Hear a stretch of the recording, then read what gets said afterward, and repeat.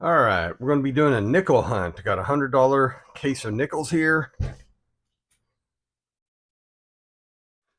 from the bank. Never been opened by anybody outside of whoever rolled them and put them in the box. So let's see what we got here. We got circulated nickels, so I have no idea to tell what we have. So what I'll do is I'll go through the first 10 and I'll come back and tell you what I find. And going to be looking for anything older, 1959 and older, and mint issues on top of that. So anything we find with mint issues or anything like that. So we're going to be going through that, and I will check back with you after I go through the first 10 and let you know what I found so far. Talk to you in a minute. All right, I'm done with the first 10 rolls. I got two, wow. This one right here, you can tell somebody sanded this one down. Got the back quite kind of good there too. But sanded this one down pretty good. Let's bring this out here. See how much they took off of it. Oh, almost a half gram. Then I got this one. I think this is a 1973. I hadn't been able to make out a mint mark or something, but I, for the life of me, don't know what happened to this one. But it is,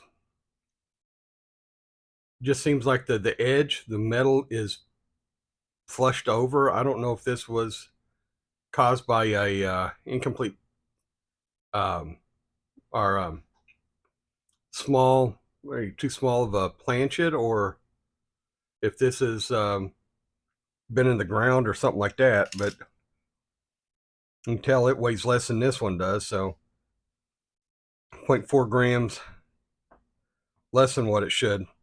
If you have any ideas what might cause that, let's bring it up in the microscope real quick.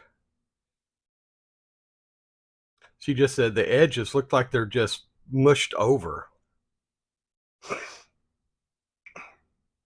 All right, and I don't know what would have caused that. I mean, it could be a deteriorated planchet, but I've never heard of that. And I don't know if we can make it out, and kind of make out a 1973 there if you get it in the right light.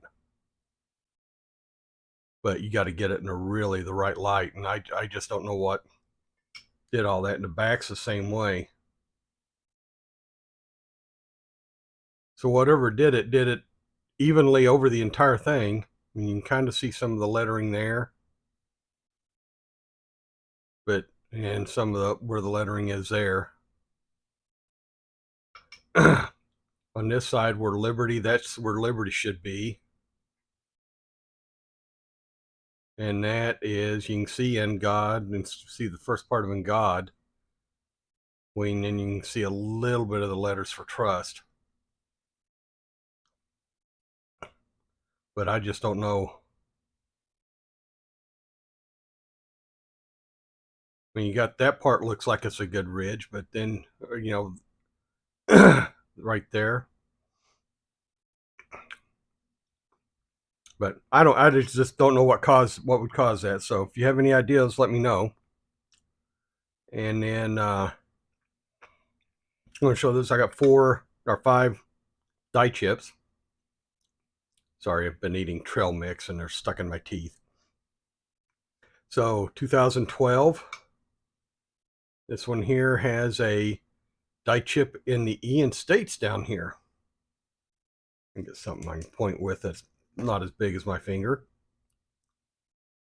Right. Yep. To point out right there, the top of the Ian States. And that's the only die chip in this one. I thought that was kind of weird. It's the first time I'd seen one there.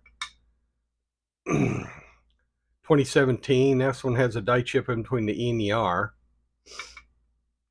But on the back, it also has start of the die chip, start of the beehive there. And I think that's the only one, that's the only die chips there. And we have 2 2018s. Either one of them have the die chip in Liberty. But whenever we look at the back, See if I can get them lined up right, make it easier to look at. This one here, we have the start of the beehive. I think that's the only chip there. So you got the start of the beehive right down here. But then whenever we move up to this one, you see what it expands into, the full beehive. So I thought that's kind of cool, finding two different states of the same one. And then the 2020P also has the start of the die chip there. And a little bit of a die chip in the O here also. And that's it for there. So start of the beehive and die chip in the O for the 2020. And I got three older ones. Got 1955, Denver. Be nice, I still need the 1955 Philly for my book. 1954, oh come on, focus in, there we go. 1954, also Denver. And a 1943. And this one is a Philly, as you can see right there. So we got silver in the first 10 rolls. Hopefully that's a good sign of things to come, but who knows. Other than that, that's it for the first 10 rolls. That's where I'm putting the S ones I got. So put those up there, turn them over so I know what I got. I'm going to go through the next 10 and I'll check back with you after I get them done. So I'll check back with you here in a minute. All right, we're done with the next 10. I didn't find any uniquely damaged ones. I did find two 209 Denvers. Not in really great shape, but still 209 Denver. So I put them ahead. I got 6 old ones, 2 from the 40s, 4 from the 50s. We'll go ahead and look at those real quick. Yep, come on, focus. There we go. 1959. I'm guessing this has been in a ground or something like that. Oh, nope, that's a 58. Never mind. This is a 58 Denver. This is a 59 Denver. Oh. Then we got a 53 Philly. And a 52 San Francisco. And we got a 47 really corroded, painted red, or really corroded, I think, Denver. And then oddly enough, we got another 1950 or 43 Philly. So now we have 2 of these. First one I found is a little bit better condition, but we now have 2 1943 Philly nickels. All right, and then I got 4 more die chips I pulled out because they spoke to me. Oh, see now, 2015, you can see the die chip there between the E and the R. And on the back, we got the die chip also in the O there. And I think that's the only other place on that one, some staining and other fun stuff around there. Now, one of these is a die chip and one of them is something else. They're both 2019, so we'll go and show you. 2019P, 2019P. Either one of them are die clashes. This one here has the die chips, as you can see on the right side of the building here. And I think that's it for that one. You can see the start of the indenture on the one for that side, but that's it. And then this one here has the start of the die chip on the right side. So it's a 2019. That's a weird one. Okay. And that's it for that one.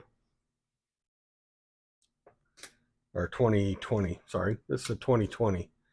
Now this one here is not a known DDO or anything, but this one here has some weird stuff going on. But it's just with the last L and O, last L, last O, and the S here. I don't know if that's just die deterioration on those two things, because I looked around other places. Oh, there's also a die chip right up here. A couple of die chips on the dome.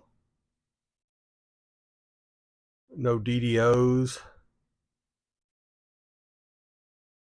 But I don't know what would cause that just on those last two letters.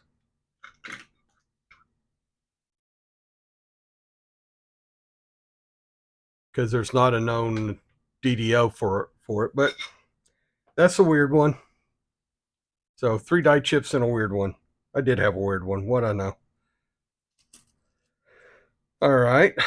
And then we got two 43Ds. So we're up to, what is it, 6, 7, 8, 9. Or 7 regular and 2 silver older nickels. 2 2009 Ds. I got 30 more to go through, so I'm going to go through the next 10 and I'll come back and show you what I got. So I'll talk to you here in a minute. All right, I'm through the next 10. I didn't find any more silver, and the first roll I got was a nickel short, but it had this baby in it, so I'm good with it being. If everyone that's a nickel short could have a 120-year-old V nickel in it, I'd be good with that. But 1905. Found 2 more older ones. 1947. Yeah, come on, focus. 1947D. Or no, yeah, D. And a come on, 1956. This one here is also a Denver. And then I got 2 more die chips. 2006 and 7. Let's do the 6 first. Oh, let me hit the right thing. There we go. 2006. Not in really great shape, but it has a die chip there in the eye. The base of the eye. Big chunk of extra metal there. And the 2007. That one there has start of a die chip there on the edge. You can see the starting right there, and you can see the indentation where it's going to get much bigger. But it also had, I thought this had something else in it too. All right, I guess that's it.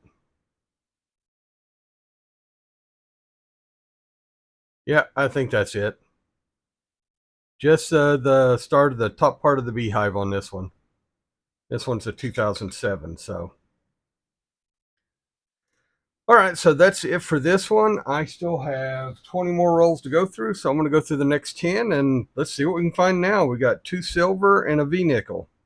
So we're doing pretty good on that stuff.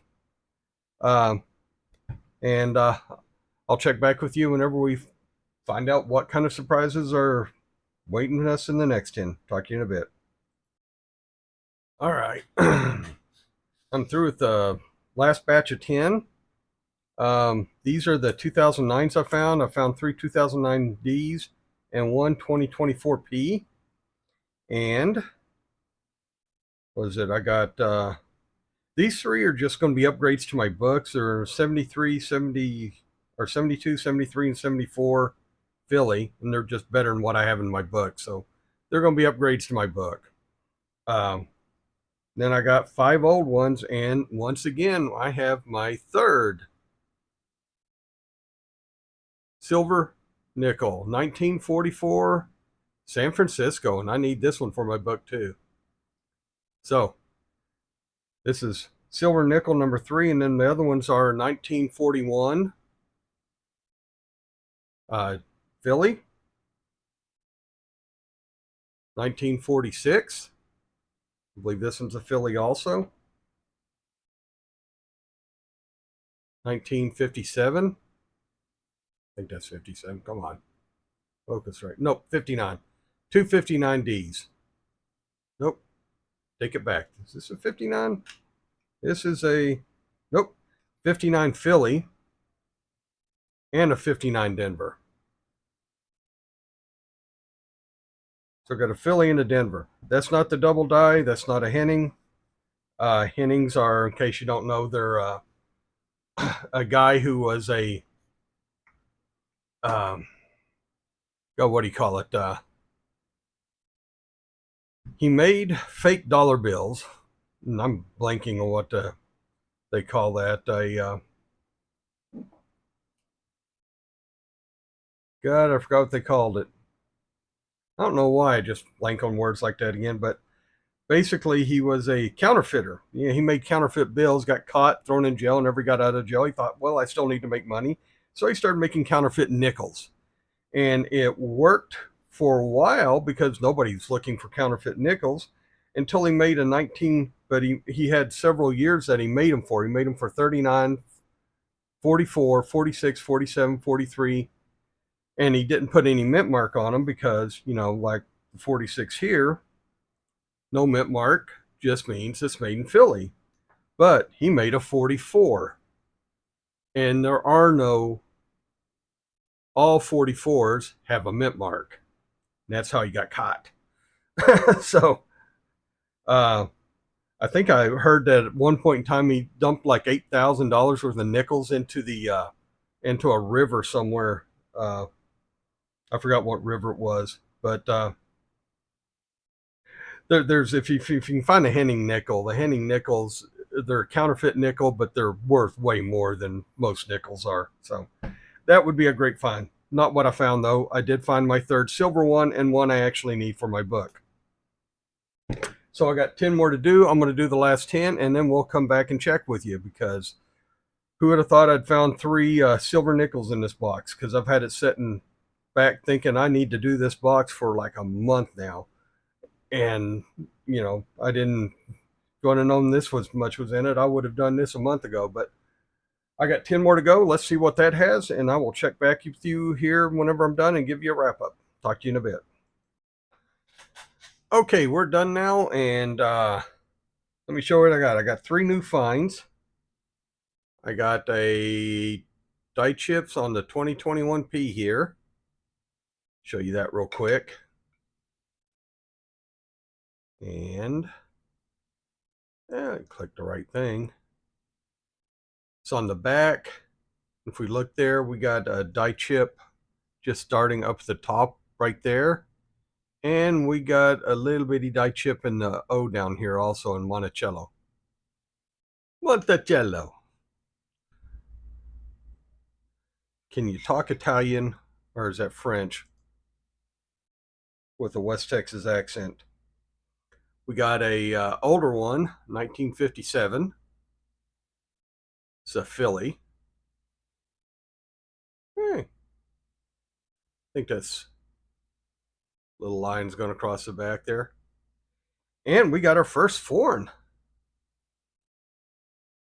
Quick, read that one to me, because that's actually the date I found out. But it's 5, whatever it is.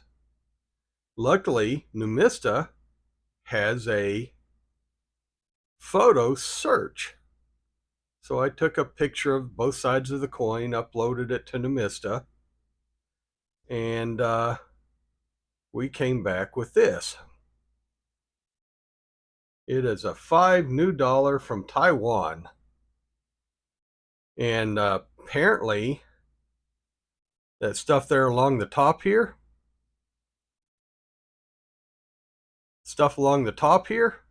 on the coin is the date. And the one on my date is that one right there. And I think this means this is 50% of the ones that are found. So it's like the most common one. but it's worth more than a nickel, so cool. Not that I can ever find anybody to give me something for it, but it's still cool. I don't have any Taiwanese money. God, try to say that 3 times fast. Hey. All right. And the 57 goes in right here. No, that's the 58. 57. So all in all, I got 4 exceptional finds. The 1905 V-nickel. I mean, it's like in maybe good condition, but still a 1905 V-nickel. I think this side here is worn almost totally clean. Then we got the 3 silver nickels, the 2 1943 Phillies,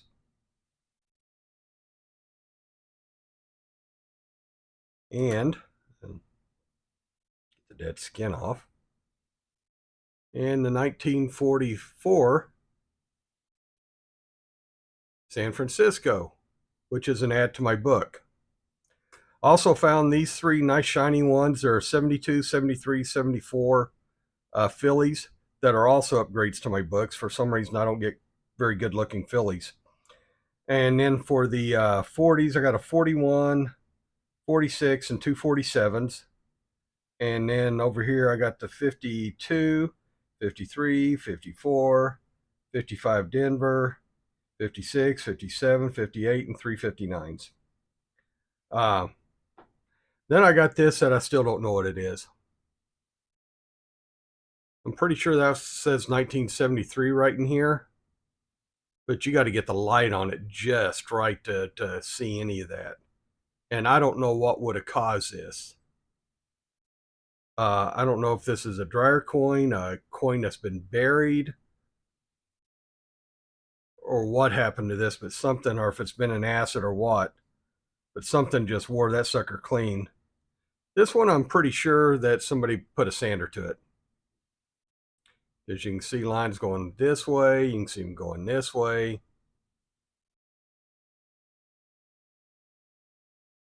This one right here is beveled. So both these weigh about 4 grams less than what a nickel should weigh. All right. That's it. Oh, and then we got the 2009s, 3 2009 Denvers, 1 2024 Philly. These are 1968, 69, and 70. These are all estimate marks. I set those aside. I don't know why. I don't think they're worth anymore. And then these are just all the die chips that I found. So, and a foreign one. So, hope you enjoyed. Hope it was somewhat educational. And please like, subscribe. Remember, we do this for fun. And good luck in your hunts. And I will talk to y'all later on.